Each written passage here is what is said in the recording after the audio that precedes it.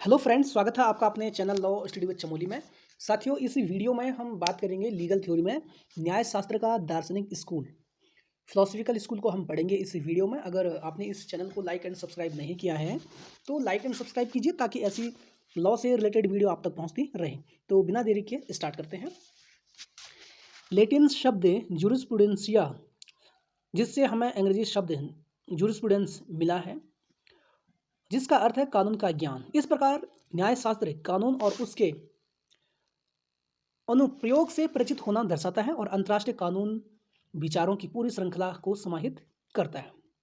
यह सर्वविदित है कि न्यायशास्त्र के मूलतः 5 अलग अलग स्कूल हैं: दार्शनिक स्कूल या प्राकृतिक स्कूल, विश्लेषणात्मक स्कूल, ऐतिहासिक स्कूल, समाजशास्त्री स्कूल, यथार्थवादी स्कूल, दार्शनिक स्कूल, नैतिक स्कूल या न्यायशास्त्र के प्राकृतिक कानून के प्रसिद्ध न्यायविदों के कानून की उत्पत्ति को ईश्वर, प्रकृति या कारण के रूप में वकालत की। इसलिए इस स्कूल को कई अलग अलग नामों से जाना जाता है। इस विचारधारा का मानना है कि कानून सभी के लिए आंतरिक रूप से अच्छा है, चाहे वे कहीं से भी आए हों, और इसे मानवीय शालीनता से तार्किक और तर्कसंगत रूप से निकाला जा सकता है। एक शब्द में, इस स्कूल का लक्ष्य कानून की जांच इस दृष्टिकोण से करना है कि यह क्या बनाना और हासिल करना चाहता है, कुछ नैतिक, तार्किक और न्यायपूर्ण। न्यायशास्त्र के दार्शनिक स्कूल के समर्थक न्यायशास्त्र के दार्शनिक स्कूल के पर हॉब्स, प्रत्यक्षवादी कानून की सामाजिक संविदात्मक परिकल्पना सबसे पहले थॉमस हॉब्स द्वारा प्रस्तावित की गई थी। उन्होंने जोर देकर कहा कि जबकि सभी लोग इस बात पर असहमत हो सकते हैं कि उन्हें खुशी मिलनी चाहिए या नहीं, वे उन चीज़ों के बारे में एक व्यापक समझ पर पहुंच सकते हैं जिनसे उन्हें डर लगता है। दूसरे के कारण क्रय, मृत्यु और स्वतंत्रता और व्यक्तिगत संपत्ति का नुकसान। इस परिभाषा के अनुसार एक स्वस्थ व्यक्ति जो अस्तित्व और सफलता को महत्व देता है, वह प्राकृतिक कानून के अनुसार काम करेगा। न्यायशास्त्र के दार्शनिक स्कूल पर ह्यूगो ग्रोटियस, बहुत से लोग इस डच मूल निवासी और रिपब्लिकन दार्शनिक को अंतर्राष्ट्रीय कानून के क्षेत्र में उनके कई महत्वपूर्ण योगदान के लिए संस्थापक पिता मानते हैं। यह कानून को धर्म से अलग करने वाले व्यक्ति थे जिन्होंने प्राकृतिक कानून यानी नेचुरल लॉ के धर्मनिरपेक्ष आधुनिक रूप की स्थापना का मार्ग प्रशस्त किया। उनके विचार में मुद्दा ईश्वर के बारे में कम और वकीलों और दार्शनिकों के बारे में अधिक है, क्योंकि प्राकृतिक नियम स्वयं स्पष्ट हैं और उन्हें किसी दिव्य समर्थन की आवश्यकता नहीं है। न्यायशास्त्र के दार्शनिक स्कूल पर जॉन लॉक ने किसी भी कीमत पर राज्य की संप्रभुता का समर्थन किया। सामूहिक पक्ष में व्यक्ति के मूल्य को खारिज कर दिया। 1688 में शानदार क्रांति की घटनाओं से गुजरने के बाद उन्होंने पहले से मौजूद सामाजिक व्यवस्था को बाहर करने के लिए हॉब्स की सामाजिक समझौते की अवधारणा को संशोधित किया। और लॉक ने तर्क दिया कि हॉब्स के विपरीत निजी संपत्ति की असुरक्षा को छोड़कर जंगल में जीवन प्यारा और आनंददायक था, और अपनी संपत्ति की सुरक्षा सुनिश्चित करने के लिए मनुष्य ने एक सामाजिक समझौते में प्रवेश किया, और जिसमें हॉब्स के प्रस्ताव के अनुसार अपने सभी अधिकारों के बजाय कुछ अधिकारों को छोड़ दिया। इस रियायत से उसके जीवन, स्वतंत्रता और खुशी की खोज के अधिकार नहीं छीने गए, बल्कि उसने केवल शांति बनाए रखने और प्रकृति के नियमों को लागू करने की शक्ति छोड़ दी। राज्य और कानून एक व्यक्ति के प्राकृतिक अधिकार की रक्षा के लिए मौजूद थे।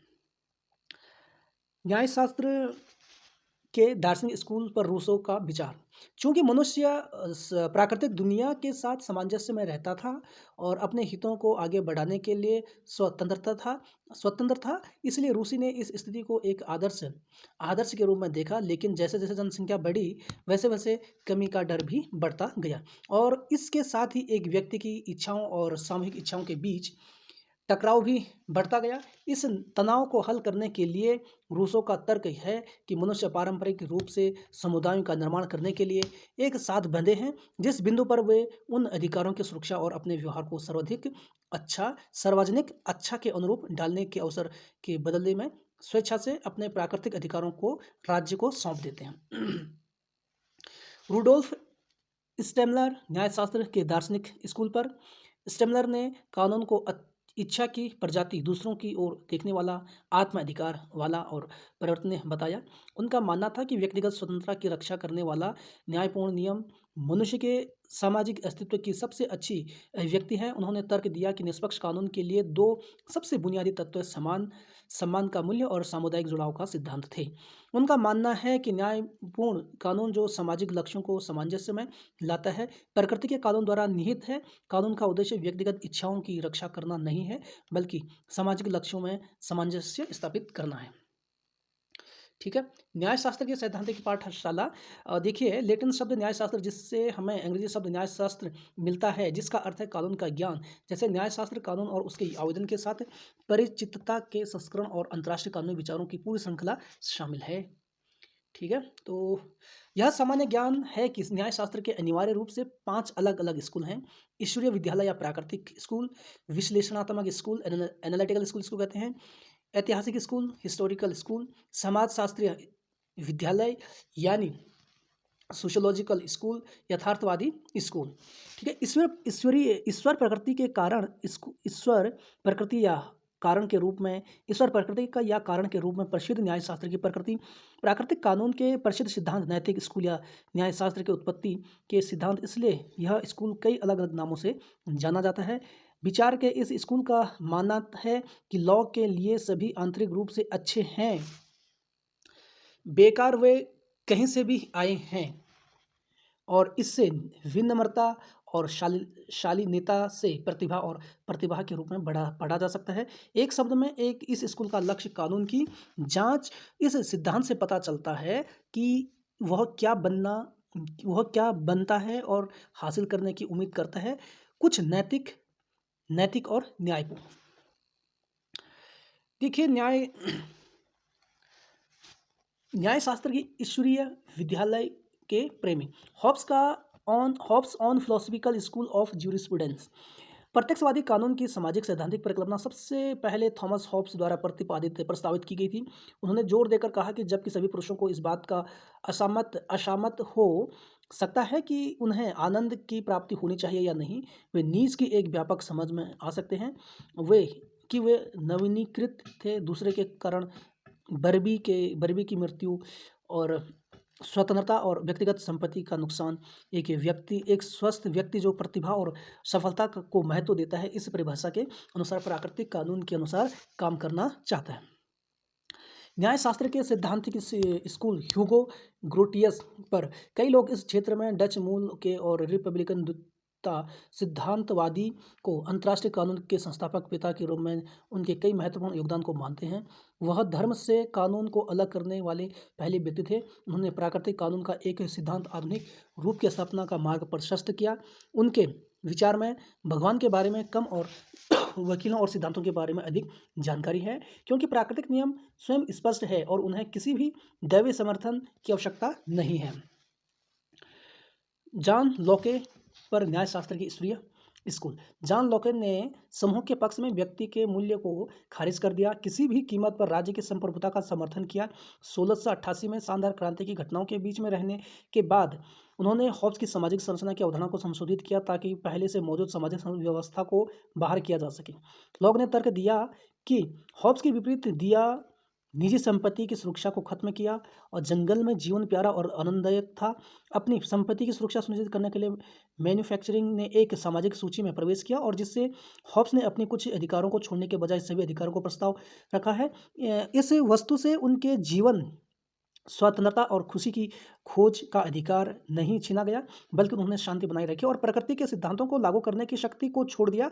किसी व्यक्ति के प्राकृतिक अधिकार की रक्षा के लिए राज्य और कानून मौजूद थे। ठीक है। तो रूसो पर न्यायशास्त्र के सिद्धांत स्कूल। मानव प्राकृतिक दुनिया के साथ मिलकर रहता और अपने हितों को आगे बढ़ाने के लिए स्वतंत्र था।